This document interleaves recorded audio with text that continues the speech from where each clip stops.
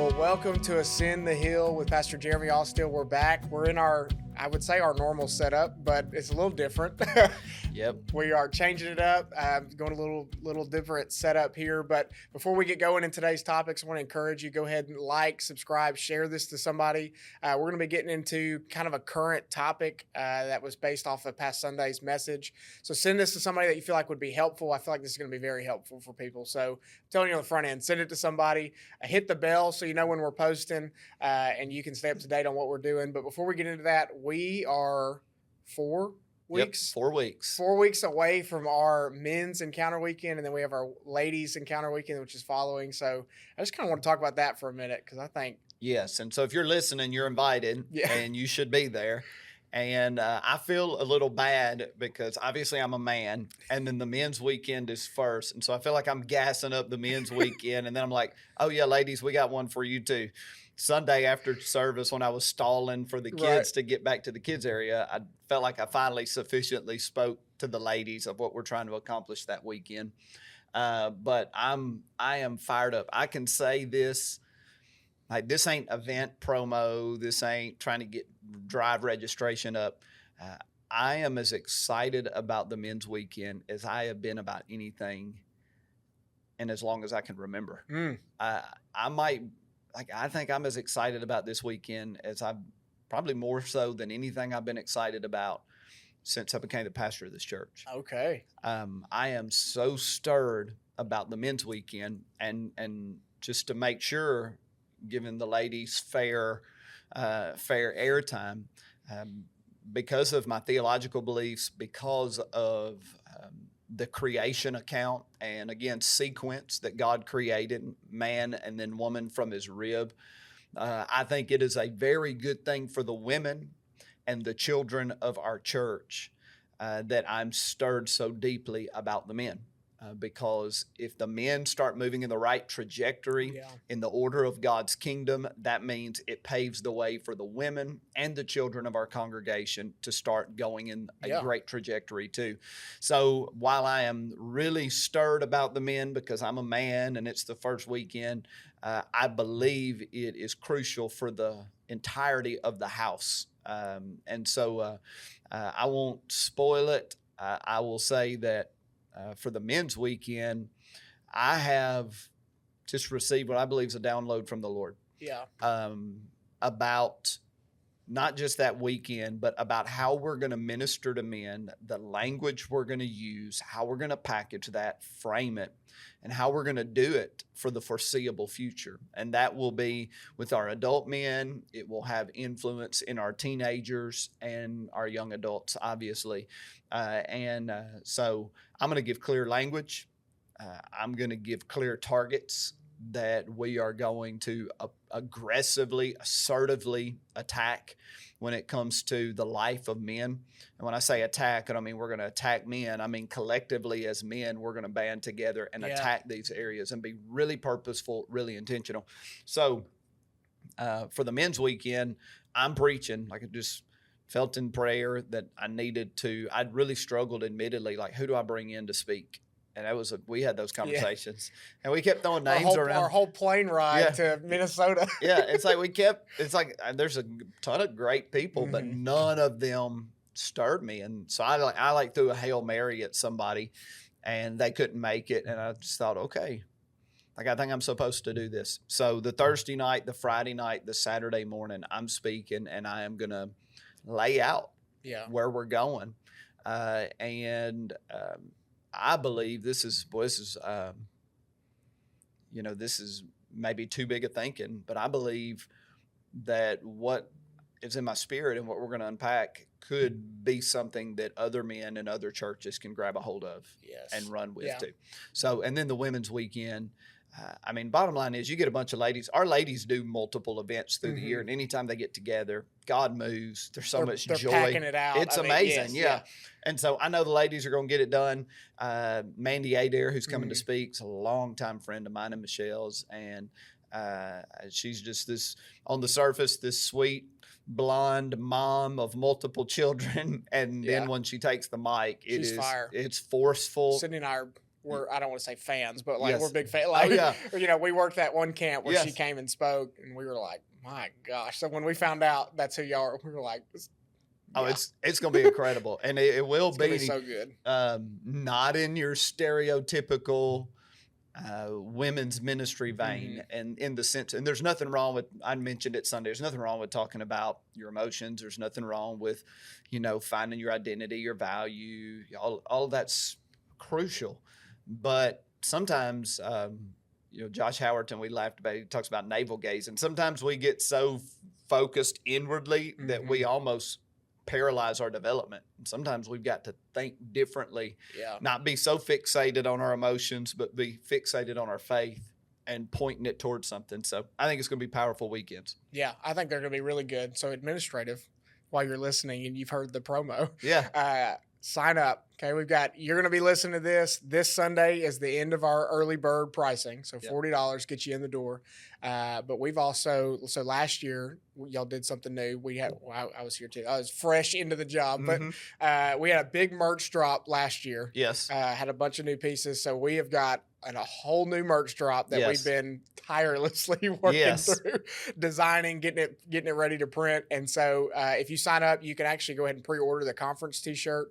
But then we're doing a bunch of different stuff for both the men's and the women's specific, and it's fire. I'll just say myself. Good. I'm going to buy it. So good. If you're listening, you need to get registered now. Go ahead and sign up, and then go ahead and prepare to get some merch for you.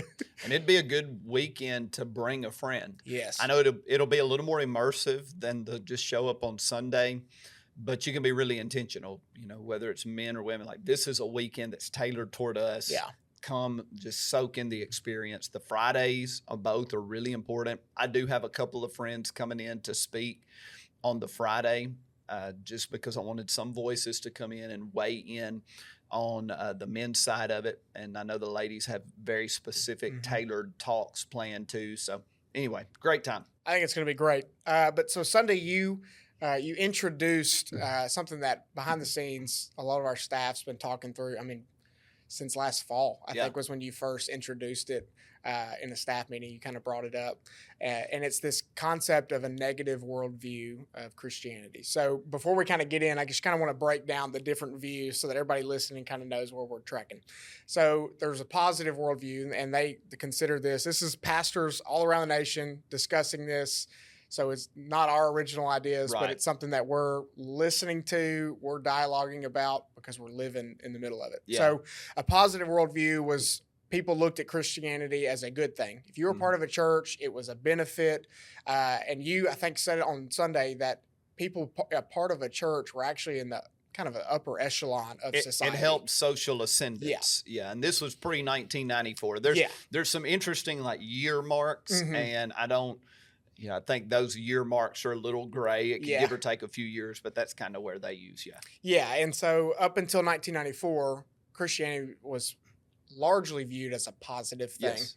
And then somewhere around that, not sure of I don't know if it's political, leaning, if that's what changes it. But then in 1994, we kind of moved into a neutral worldview where it was like, it's kind of good, but there's just so many accepted ideas now. And so then in 2014, we have now entered what they are calling a negative worldview, which is it's no longer looked at as a positive thing. It can actually hinder you in a lot of social circles.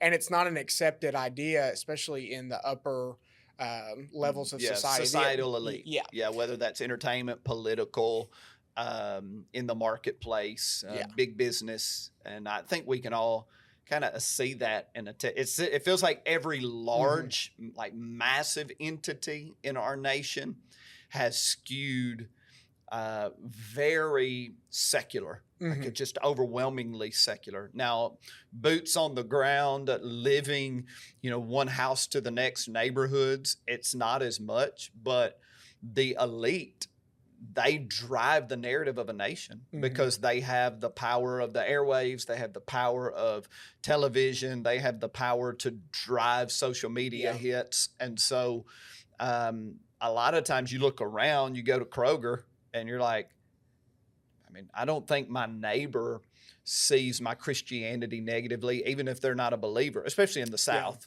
Mhm. But when you look at the overarching messaging of our nation, the societal elite have become very contentious toward Christianity. Yeah.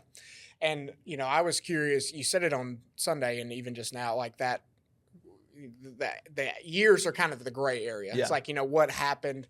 So I just got curious, like what could have sent us into what is now negative. Yeah. And so I just looked up some top headlines of 2014, Okay. 2015. But so it's stuff like, which was I didn't realize 11 years ago. So we had those Ferguson riots. Yes. So that was a massive thing in 2014. And in 2014 was the Ebola epidemic. So it's like all these like major world events were happening. But I got to thinking about, I'm on Instagram. I run the churches. It's like, well, I'm on all the different, but I didn't get an Instagram until 2015. Oh, wow. And so I almost wonder if it's this elevated status, like everybody can share their opinion on anything all the time, wherever. And so like we're flooded. I don't know what like your pages are like. I get opinions from across all the boards on every subject, things I don't even know about. I get someone's opinion on, and then you've got stuff like TikTok now that have come that I feel like have really just accelerated stuff like this. Everything. And I don't know, maybe you looked it up. And Jonathan, do you have your phone? Could you look up when was gay marriage legalized? I don't know. That might be an inflection point in society as well. I can't remember the year that happened, but that was a monumental shift in our nation because it's a direct assault on the family. June 16th, 2020 or 2015 was the Supreme Court decision. Okay, so 2015 was the Supreme Court decision to legalize or validate gay marriage. And so again, that's another massive shift in the morality, the values, what's normative, natural law that collided with our nation. So definitely you can see that. And then COVID, 2020, 2021, it felt like we were probably in, dipping our toe in the negative world, and then that hits and it rushes it in. It's like lighting a fuse. Yes, because think about all the conversations in 2020. So many of them theological, like with the church. What is loving your neighbor? How do we respond as Christians to government leaders? What about misinformation? Those types of things. And so it created, and I believe, an even wider schism between society and the church as far as really the opinion both ways. Definitely there are markers. And I can't remember in the 90s. It might have been like Ellen DeGeneres, a gay character on TV, the Clinton years as president, those types of things that maybe shifted it. Well, that's when I was born. So. Okay. Well, that's what happened. I was born in 95, so I'm like right at that. It was my fault. You brought in the neutral world. I got us to a neutral state. Well, and then even, I'm just thinking, I'm obviously, we talked about this. I'm not the most political person in the world. But even 2014, 2015, you're right there in the 6-7 year mark of the Obama administration. And then you're starting to ramp up into the 2016 election cycle, which really started this split within our nation. Now, obviously there was already kind of a divide, but it really accelerated it. Obviously 2020 really accelerated it, but it started this I feel like when I was growing up, obviously I was a kid, so it's through a kid's view, but it almost felt like a lot of people were in the middle road. On policy and a lot of these things. And then now there's no middle ground. It's like you're either all the way over here or all the way over there. So I don't know if stuff like that plays major role. Obviously, we're just speculating on what could accelerate stuff like this. Well, politics plays a part in it. And, the tension becomes like, well, we don't want to be political as the church. But the minute politics starts legislating on marriage, the minute it weighs into those different arenas that really are God's ordered laws, they're matters of morality, they're matters of righteousness or sin, well, suddenly we have to pay attention because those politics are shaping the trajectory of our nation. And so I don't think you can be ignorant. I don't think you can stick your head in the sand and be like, we're just going to be about Jesus. We're not going to be about politics. Right. I think you have to be mindful that that is certainly an influence. You really, in many ways, I've thought this for years, and I've heard somebody articulate it recently, that I think for the vast majority of our national history, the different political parties, because it hasn't always been right, left, clear, Republican, Democrat, but the political parties all had kind of the same end goal in mind: peace, prosperity, well-being of the citizens. And it was just different ideas on how to get to that end. Yeah. But it does feel now like we have two different visions for America. Yeah.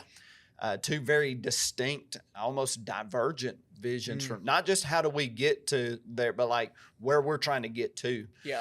And so once you begin to realize that, well, now what is leading us down a path that is more conducive for health, prosperity, the well-being of the family versus what is degrading those things.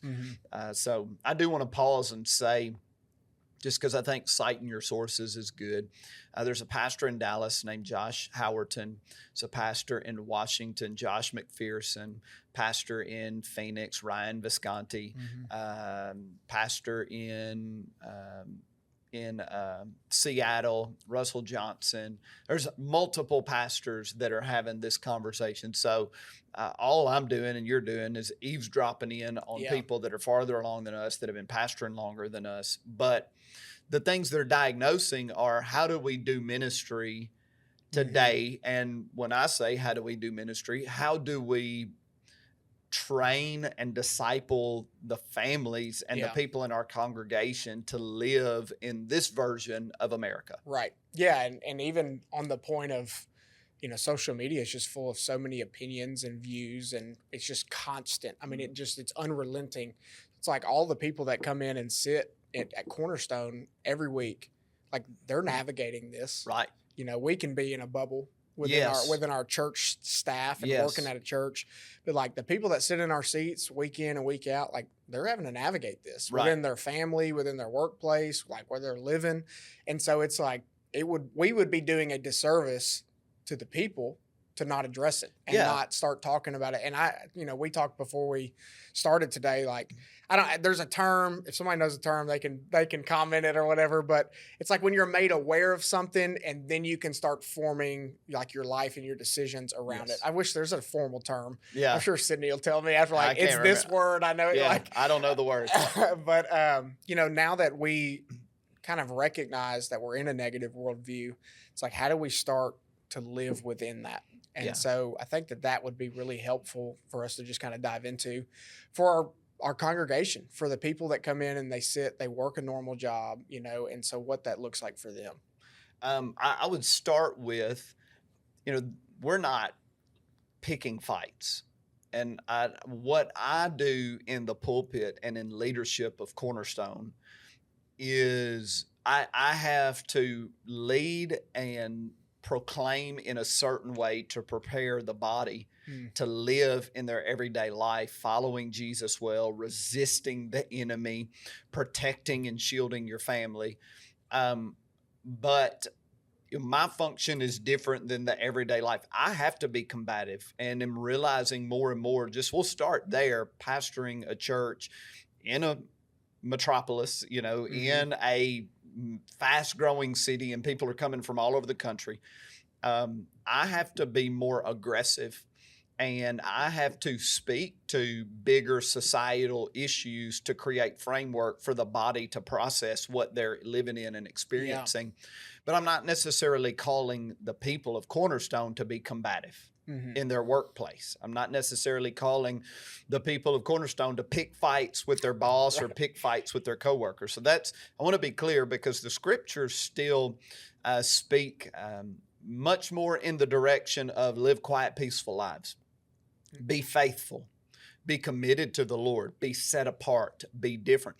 Govern your family different than the peers around you govern their family. And in doing that, you become salt and light. You create miniature expressions of God's kingdom in the midst of principalities and powers of darkness. You create oases. You create beams of light. And that's really the responsibility of the believer. Yeah. But there's two layers. One is probably now, more than in the past, you may be confronted for your beliefs. And that's still not in our context of the South.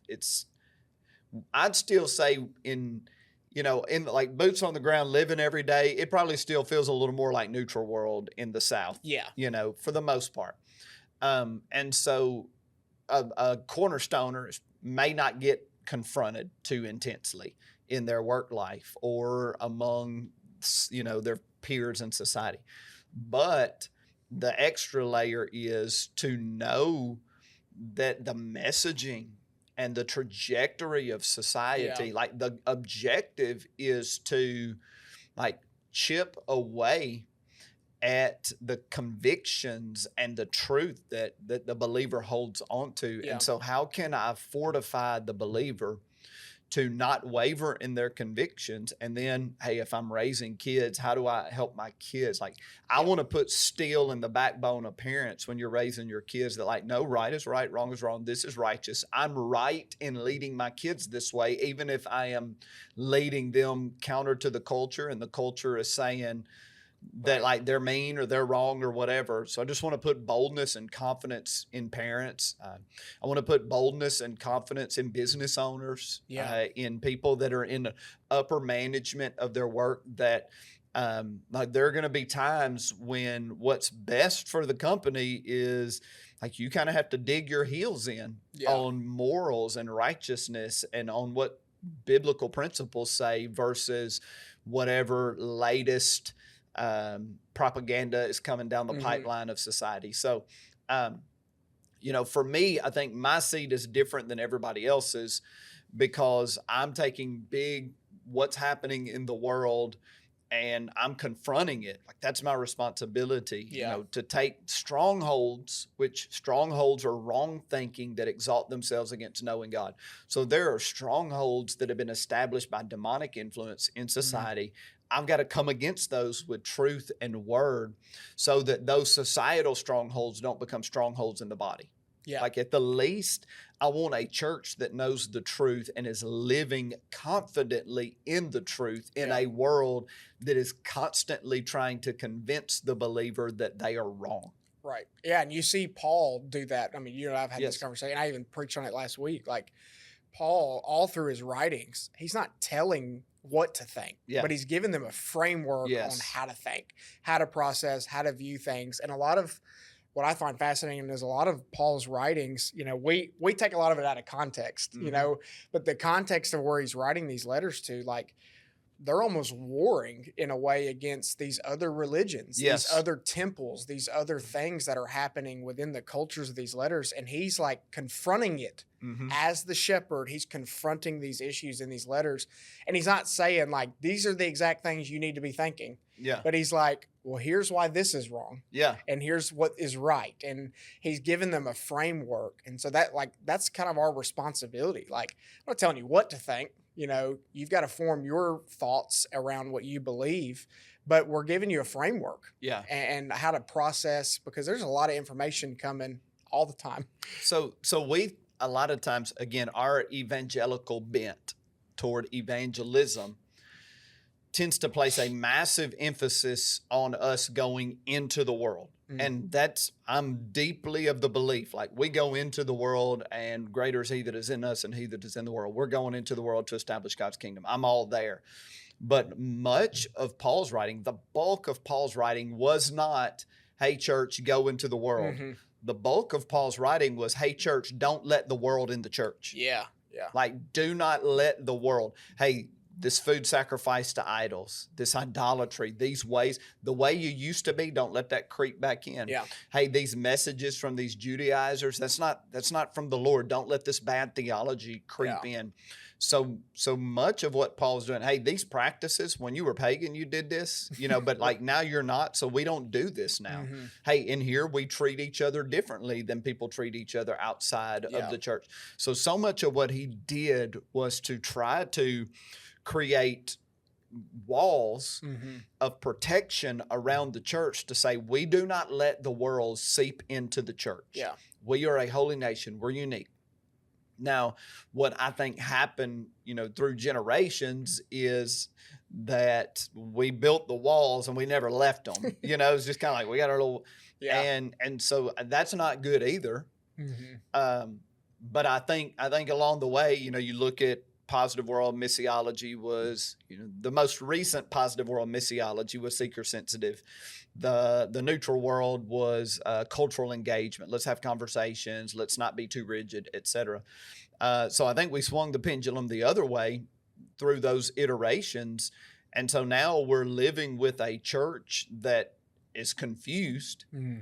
Like when I said it on Sunday, we need to train our kids to know the difference between adversaries and allies. Yeah. So and good. that language, like we cringe at that language. You're saying it feels combative. Yes. But I cited Jesus said, love your enemies, but he categorized people as enemies. Yeah. Even precious Jesus said, hey, there are some enemies. Now you need to love them. You're not here to, fight them. And he's not referring to demonic spirits. No, he's talking about people.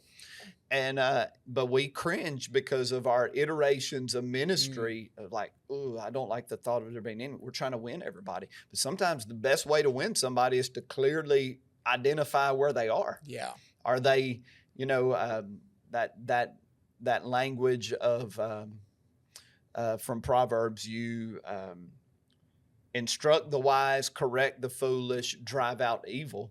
Like, well, I got to be clear to not allow evil or wickedness or sinfulness to feel comfortable in this environment. Yeah. Because it will confuse the foolish and it'll weaken the wise. Yeah. I think that's so good. So for the person listening, that's in the middle of what we're enlightening them on this, so how does that help them to form their pursuit of God? How does that, like, understanding we're in a negative world view, people look at Christianity negatively. For some people, I feel like within today's culture could look at that and be like, well, then maybe I don't want in on that, but for us, we're on this side of it where it's like, okay, like we'll just keep charging forward. But for somebody that's listening, like how can they feel empowered in a negative world? Yeah.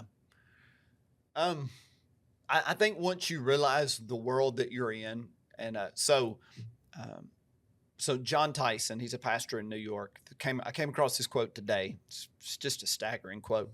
Secular progressivism. So just secular, which would be the opposite of sacred. The word secular indicates that which is absent of or even anti-God religion, or at best absent, at worst anti. Secular progressivism. Progressive is like we want to progress society in a certain direction. So secular progressivism is reverse exorcism, as in secular progressivism moves through society, and anywhere it sees God, it says, come out in the name of humans. It's like that mindset is, and again, coming from societal elites, our academia, Hollywood, all of these, anywhere God is seen, hey, like that's not good. We need to drive him out. And so part of the way that happens is through gaslighting, guilt tripping, and causing the believer to doubt right and wrong. It just blurs the line. Yeah. And you're mindful of Satan coming to Jesus and using Scripture. And I think it's a real tactic of the demonic realm influencing secular progressivism is like, hey, we're going to use Scripture, because if we come if we come, and again, remember, this is demonic influences behind this. It's demonic tacticians. Hey, if we just come and say the Bible's dead and what, well, the believers will be like, no, it's not, and we'll bow up. Yeah. But if the demonic uses scripture to create confusion and blur, and so I go back to like the COVID dialogue of what does love your neighbor look like, and how you had believers fighting over non-essential texts and over how best to handle a pandemic when there was no clear playbook, and a lot of moralizing and a lot of gaslighting. But what it does is it erodes like what is true. And isn't that kind of how the enemy is from the beginning operated? Like I'm gonna bring doubt on what God has said. I'm going to bring question to what God has said. So as a believer in this time,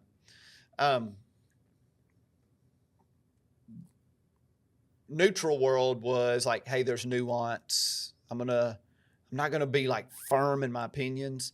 I think now we have to be strong in our convictions and we have to be decisive about what we believe. Yeah.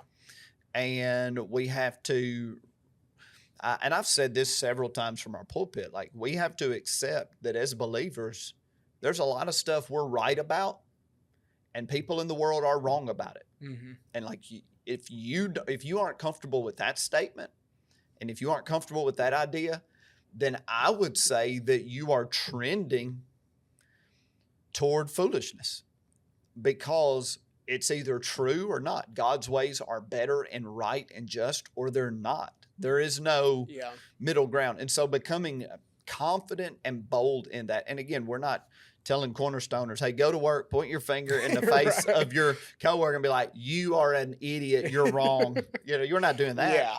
But internally, a resolute, like, I know I'm going the right way. Yeah. And I'm not going to listen to the societal elite. I'm not going to listen to every person that has a breadcrumb of information. I'm going to live in the Word. I'm going to consume the Word. Yeah. I think more than ever, the church is crucial.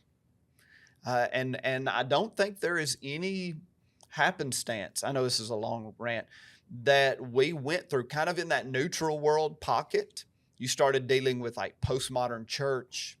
There was a resurgence of, hey, we all should go back to doing house church, which it was, hey, the early church met in houses, which is it's people trying to sound intellectually superior that don't know what crap they're talking about, right? Just period. And there are books on it. And I know that was strong, but it ticks me off. And I mean, I said crap, right? But it is my podcast. So I'll say crap. And I don't think, though, it was happenstance that during that pocket of neutral world, there was an erosion in the value of the church. And it came within the church of like, you don't really need the church. You can do Jesus with you. You can grab a couple buddies and do Jesus. But I think in this version of America, there needs to be an intense return to devotion to the local church because you need a tribe. You need a community. You need a reinforcement of people around you in a confusing world to reinforce, no, we're on the right track. Yeah. And so people that are in this, like, I can do Jesus without the church, or I kind of go there, but I'm not fully committed. Like what you're doing is you're putting yourself out there and saying, come and get me, demons. Come and get me, world. Yeah. And so I think that is another side of it. And of course, be a pastor saying, hey, you need to dive into church. That sounds very like self-serving. Yeah. But I told you earlier, like we have to decide what's right and wrong, and we have to be definitive about it. We have to have conviction about it. And I have a deep conviction that in negative world, people need the church more than ever. And I don't know if you've picked up on it, but there is that podcast is resurgence. So I'm going to grab this word, but there is a resurgence almost in America of the value of being in a local church. Like you're starting to see that Gen Z apparently statistically in an unprecedented way is flocking to the church, flocking to community. And part of that is because of the secularization of society. Part of that is because the messaging has become so much of the societal elite messaging has become so anti-natural law. It's like, when you start talking about men being women, when you start talking about gay marriage, when you start diving into victimization, when you start getting into critical theory where everybody is either oppressed or the oppressor, and you start getting into all of that language, and real world people are saying this sounds really good in like a classroom at Harvard, but it don't make a lick of sense in Hendersonville. Yeah. Like this doesn't, like this is not logical. This is not. Well, now you have all of these people that may not know God, but the church is one, like the construct in America that's like very blatantly, very clearly, like on our doctrinal statement, if you will, is saying, no, all of that stuff out there is nonsense. Yeah. That stuff about gender is stupid. Yeah. It's nonsense. It is not logical. It's against natural. That oppressor stuff. No, that is not the way the real world is lived in. That's a trickle down from elites that are trying to scrub society of boundaries and morals, and trying to remove righteousness from the conversation. There's no more right and wrong. It's just oppressed. So anyway, man, that was probably like a 15-minute tangent. I just think somewhere within the neutral worldview, everybody shifted, because in the positive world, Christianity is viewed in a good light. So people think it's a great thing, you know. But it's somewhere in the neutral world, the shift for everyone started to be all on self. Yeah. So it's like when you started to view the church, people were like, well, what value does that add to me? Yeah. And so, you know, there was all kinds of data and statistics where it was like, well, does it really add value? And so now on this side of it, you know, we read stuff like what Barna put out about when you engage with the Bible 4 more times a week. Like the data is clear. When you're involved in the church, when you're involved in scripture, like when you're in a relationship with Jesus, it vastly improves your life. Yeah. Like the way you function, the way you think, the way you live, like everything is improved by that. Yes. You know, but people don't want to talk about that. You know, Right. it's because it is a direct denying of self. Like being in this, you know, we have our core value of a blessed family. Yeah. Like the ultimate revelation is it's not about me. Yep. You know, to play the vital part of being a part of the body of Christ, I've got to die to myself. Right. It's not, my needs don't come first. Yeah. And in our society, that's like, even that is like, oh, what kind of person are you? Right. Like, he's like, no, I put myself above everything. Well, I got to put the mask on myself if the plane's crashing before I put it on my child. You know, right. that kind of that. I'm sure that's the way it was worked best if your plane was crashing. But we'll use that analogy for everyday life. I got to take care of me before I worry about anybody else. Right. Yeah, and I think even that quote right there, like people say that, like I got to do what's best for me, or I got to take care of me, and it's like it's just very selfish. Right. And that is very counter to what the gospel is. Yeah. And what we've been even in Paul's writings, like it's get your eyes off yourself and look into what the body is and what the body needs and what you bring to the table within the body. But you have the last couple of weeks you've thrown some little snippets of parenting, and I know it's probably offended some people, but I've loved it. Okay, you're raising teenagers. Yeah. I'm raising toddlers. Yeah. And we're raising them in the negative world. Mm-hmm. We're raising them in a time where Christianity is not a fun, popular thing to the world. And so it's like, as a parent, I'm sitting here thinking, well, how am I going to, for Lucy, for the next 15 years for her to graduate, how do I navigate being a parent and being a pastor and a leader in a world that views what we do so negatively? Right. How do I help shape her into all that she needs to be? How do I protect her? How do I guard her when all this stuff is happening? So you've just thrown some snippets out the last couple of weeks, but I just think it's some of the stuff where your thinking is, because I get conversations beyond the mic, beyond the pulpit.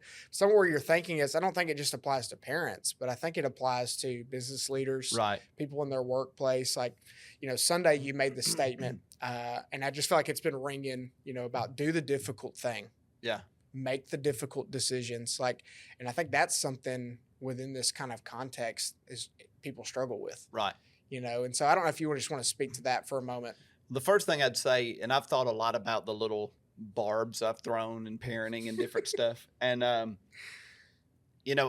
I'm still developing as a preacher and trying to process pastoring people week after week.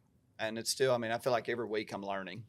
And so I'm mindful and am becoming mindful. And I said this in the 8:30 service a couple weeks ago. I don't think I said it in the 10:30, but it's important to know, and I'm going somewhere with this. The Proverbs are not promises. The Proverbs in the Bible are not promises. They're principles. And if you were to look at it this way, the principles in the book of Proverbs are the rule of thumb. Like, generally speaking, 8 times out of 10, this proverb is going to result in this good thing in your life. But there are exceptions to the rule. They aren't promises. You aren't guaranteed an outcome. And likewise, in my preaching, there are times when maybe I'm dropping a proverb. Like, this is wisdom that is the rule of thumb. And maybe it'll help people that are listening to know that, like, I know that sometimes I'm saying things and maybe I need to like clarify it, but then it just makes my sermons even longer. And so, but it's like I'm saying this, and this is the rule of thumb. But there are exceptions, sure. And I'm not going to fight you over the exceptions, nor am I going to moralize you over them. Yeah. I'm just saying, hey, this is a good proverb as a parent. So that's number one. The second thing, I mentioned it on Sunday about establishing authority with our kids. I think that's another reason church is important. We live in a increasingly lawless society where there really is, again, collectively, I'm not talking about every person, broad brush, there is a lack of honor, a lack of respect, a lack of appreciation for authority. Some of that is just, again, secular progressive erosion of the psyche of a nation. And then some of that is we've seen faulty authorities. And now, because of social media and all of that and news coverage that's 24/7, we see more of our leaders' flaws than we ever did before. So that erodes some trust in authority. But another reason to be plugged in to the church is because we, in doing that, are creating an authority in our lives, and not just the pastor, the community of this is an authority. This can hold me to account. This authority can challenge me. This authority can create friction in me. This authority can give me clarity and marching orders. So again, in a society that is trending toward lawlessness, one of the things the church offers is a structure of authority that, if you'll lean into it, will be very beneficial to you. But all that said, you talk about business leaders, just people in everyday society looking at how to navigate this world. I think maybe the best advice I can give you, and this is not well thought out, it's off the cuff, but is like understand that eventually a fight's coming your way. Like eventually there's going to be pushback. Eventually you are going to be thrust into a scenario where the ideologies of the world are pressing against your world. And so long before you get to that moment, you need to be doing the spade work of like digging the soil of Scripture, like planting a garden of the Word in me and honing my convictions. I've said this multiple times. I'm a big believer that like you need to make a decision on certain things before you ever get to them. And so making those decisions ahead of time, when this comes up, this is how and I'm not going to waver because the pressure is going to be intense. If you're a business owner and you get pressed by some, secular messaging, and it's like, you need to do this, or some person comes in and puts a demand on your business, you're like, no, I've already decided, and I'm willing to pay the price, whatever that price is. I've already made the decision. I'm not going to compromise. And then in raising kids, in this era, I think And Michelle and I tried to keep our kids as insulated from the world as long as we could. But I think, and I just think you need the help of the Holy Spirit, because there really isn't, like, at this age, they need to know this. Yeah. I feel like every kid is different. But you will hit a point where if you don't encroach upon their innocence and start pointing out things and clarifying how we view it and how the scriptures speak to it, then the world will beat you to it. Yeah. And so being a proactive parent of, I always want to be a step ahead of the world when it comes to these core fundamental biblical principles, theological laws, who God is, natural law, all of that. And that is sometimes you look up and realize, oh, I'm behind. You're not going to get it perfect, but being as proactive as you can as a parent to say, hey, this like this situation, an example.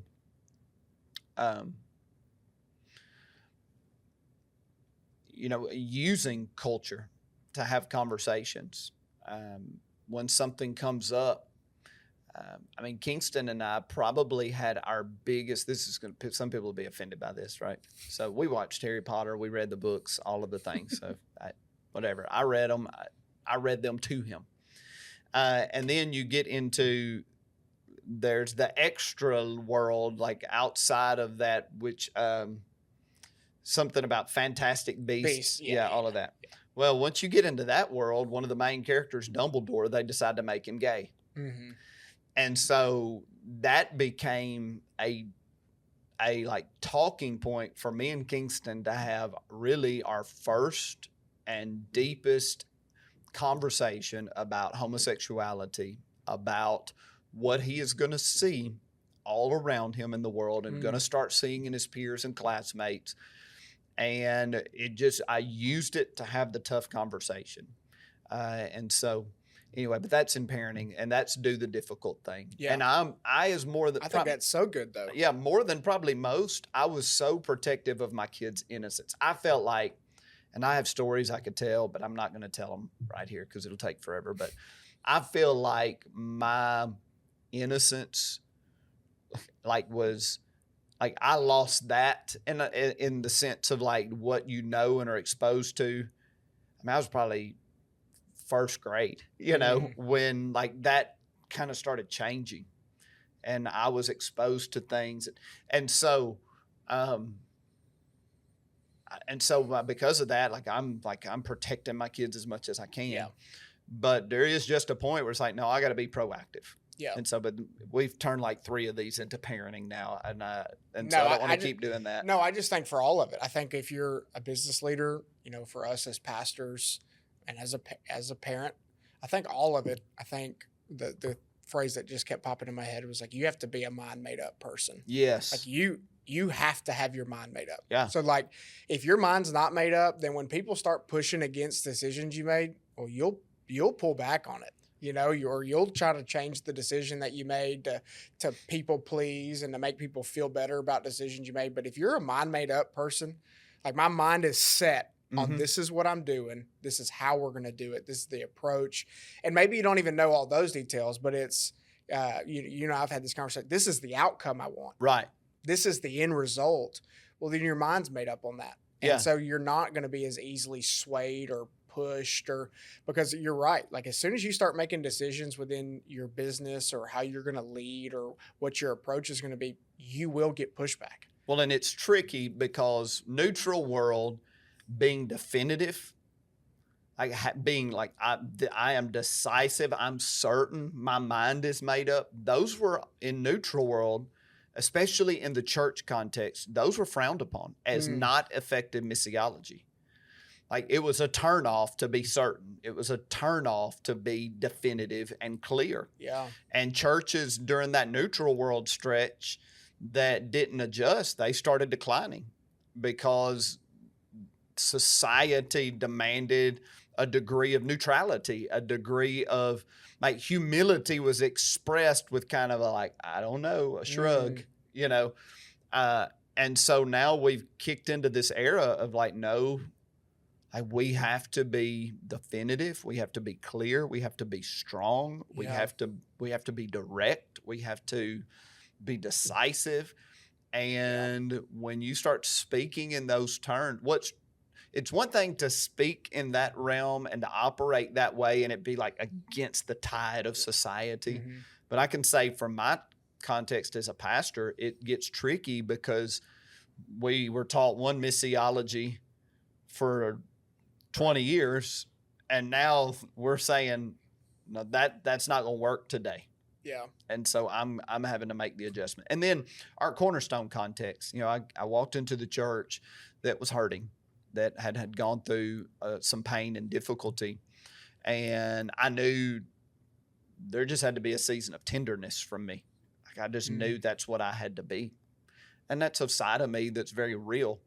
But I now can see the future. Like I can see, man, I had a moment in worship this week, the 10:30 service.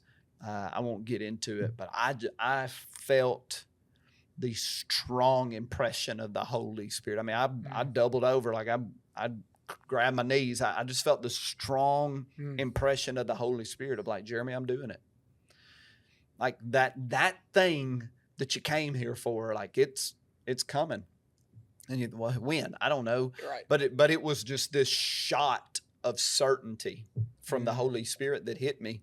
And so now I'm having to shift gears as the pastor of this church and say like, okay, to get to there, we're going to have to be direct. We're going to have to, but I never want to be a jerk. That's the tension. Like I never want to be a jerk, you know? Right. Because when you start navigating this, and this will be my final thought. Yeah, I know we're like way long, but whatever. But I think that, you know, we went through this kind of this series a couple of months ago about kindness and being nice. You know, being nice is not in the Bible. Right. And, you know, and that's what people won't view me as kind or as a nice person. But when you're clear and direct, like clarity is kindness. Yes. And so our ability to be decisive, to make the tough call, to be direct in what we're doing is actually a kindness towards people. Yes. And they may not see it that way, but in your own heart, in your own spirit, like you can trust, like my ability to be direct and be clear is kindness towards people. Yes. And so I don't know, maybe that'll be liberating for somebody. I know for my own thinking, that was very liberating for me because it's like, you can get really big into people pleasing. Oh, yeah. But when you start doubling down, I'm just going to be very clear. And my clarity on these things, on these topics, on these subjects, on what I'm saying is going to be kindness towards people. Right. It helps kind of alleviate some of that, like, well, making the tough call. You right. know? And so, anyways, that's my final thought. Well, man, my mind spins off in another realm because I just start piecing stuff together. And men, again, generic broad brush, I always want to be careful, but I want to acknowledge broad brush. Men, I think, appreciate directness maybe more than women do. Now, not every woman, and we got some women in our church that are like, no, I want to see direct. I want you to be strong. I love that, you know. But just by nature, men just like, shoot it to me straight. And I do wonder if some of that neutral world vibe was heavily influenced by feminism. That has just proliferated our society, which made that directness. We might should have just cut all of this because this is not well-formulated thought. It's just curiosity, like following a trail. I don't want to imply that women don't like direct or that women want to be coddled. None of that. I'm not married to one of those. So, but anyway, just right. But whatever the case. So maybe just ignore the last minute and a half, 2 minutes of this podcast when I started talking again. So that's all we got. You want to close this out? Yeah. So go ahead, share it with somebody that you feel like this would help them. Go ahead and hit the bell so you know when we're posting, and we will see you Sunday, and we'll see you at Encounter Weekends that you're registering for to get the early bird. So we'll see you then.